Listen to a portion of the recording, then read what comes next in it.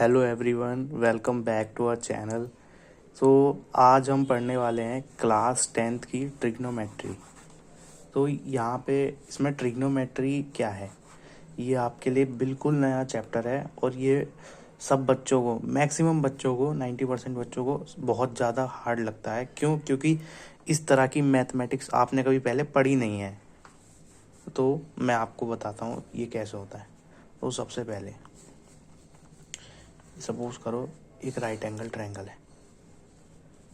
Shape को ignore करना ज़रा, ठीक है। ये राइट एंगल ट्रायंगल है, यहाँ पे राइट एंगल है। इसे पता होगा क्या कहते हैं, कमेंट करके बता देना। हाइपोटेन्यूस,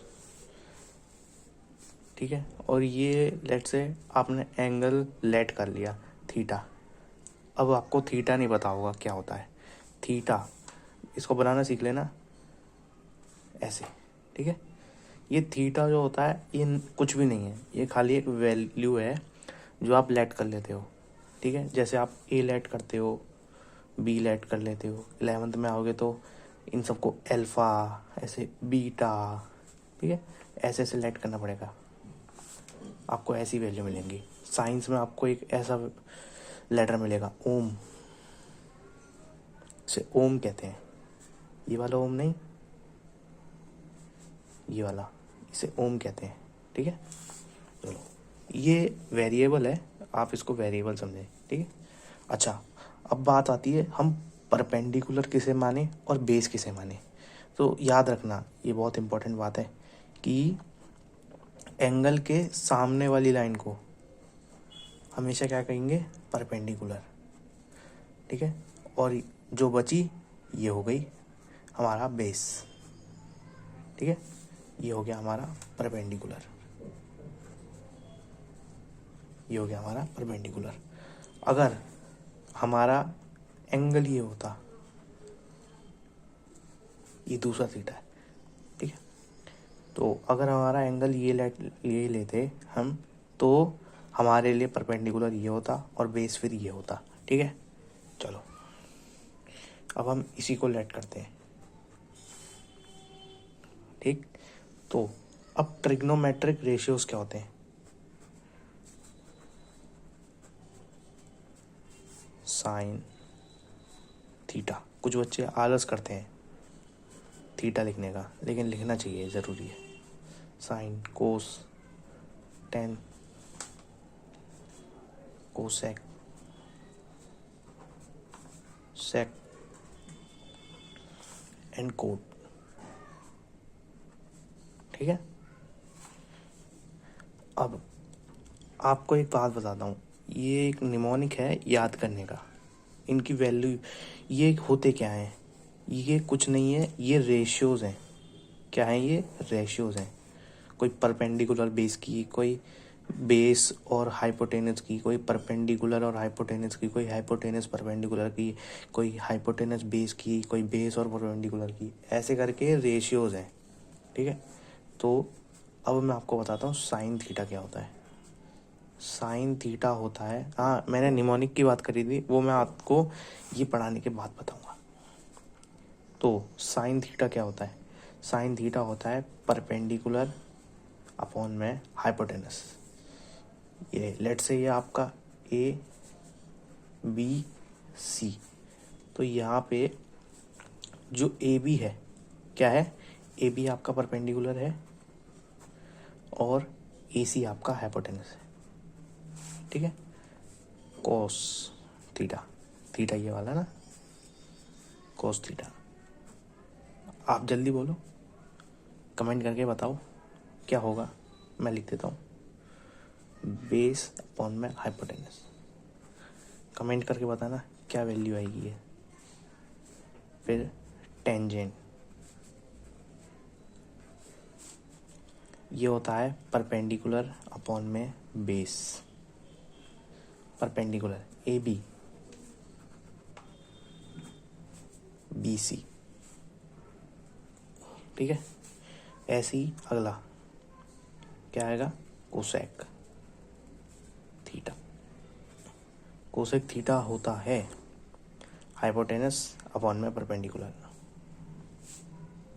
ठीक है, ये सब आप लिखते रहना आप, ठीक है। अब किसकी बारी? Sec theta.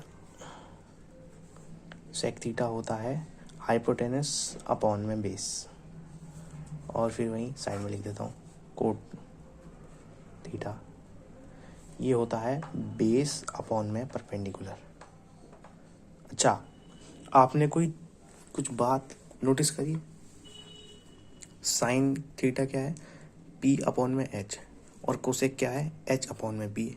उल्टा सा नहीं हो गया? वक्त बदल दिया, जज्बात बदल दिए हैं। कोस थीटा बेस अपॉन में हाइपोटेनस, और सेक थीटा हाइपोटेनस अपॉन में बेस। उल्टा सा नहीं हो गया?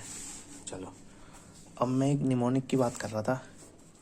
वो निमोनिक है पाकिस्तान भूखा प्यासा,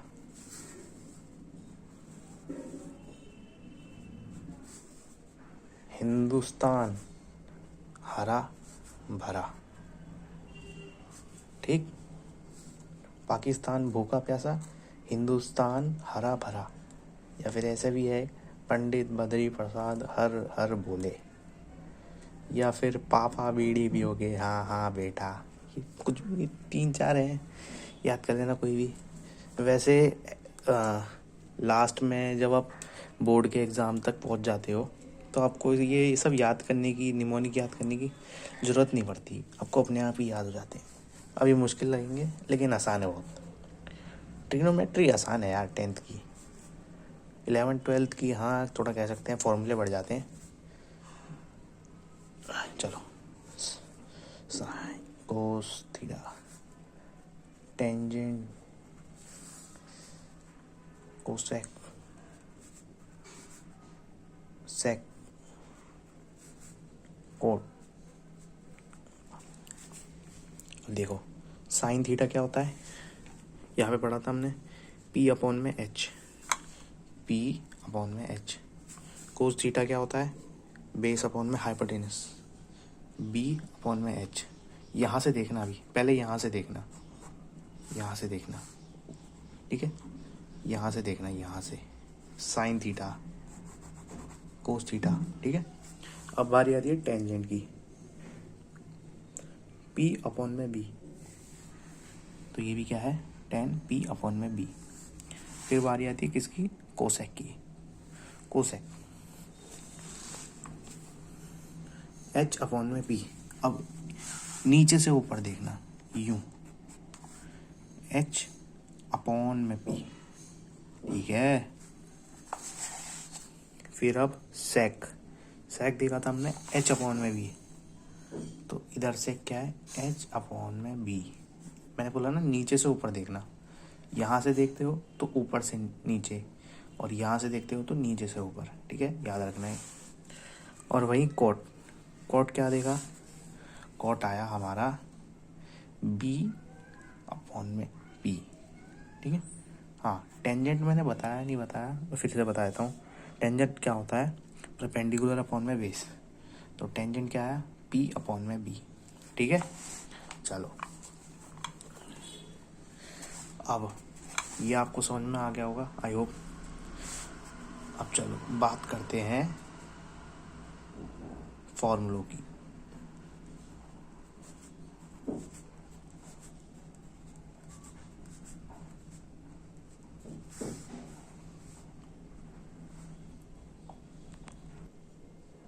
one plus tan square A is equal to sec square, sorry theta add कर रखा है हमने,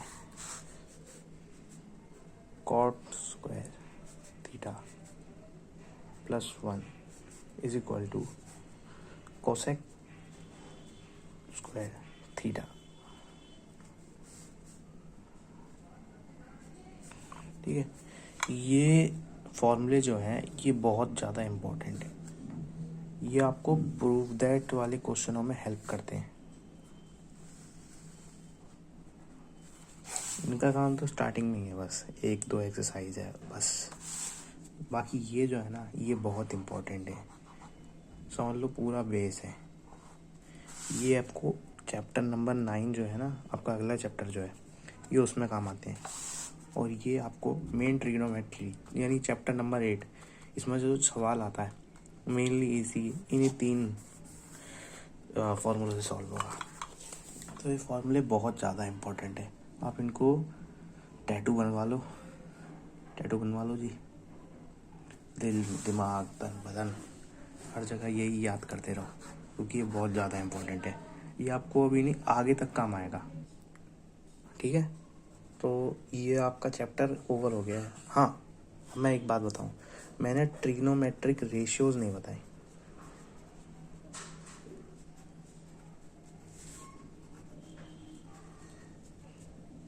अरे ये तो मैंने बता दी, ये तो होती हैं रेशियोज, लेकिन मैंने उनकी वैल्यू यानी 30 पे क्या वैल्यू है, 45 पे क्या वैल्यू है, 60 पे क्या वैल्यू है, 90 पे क्या वैल्यू है, 0 पे क्या वैल्यू है, ये सब नहीं बताया।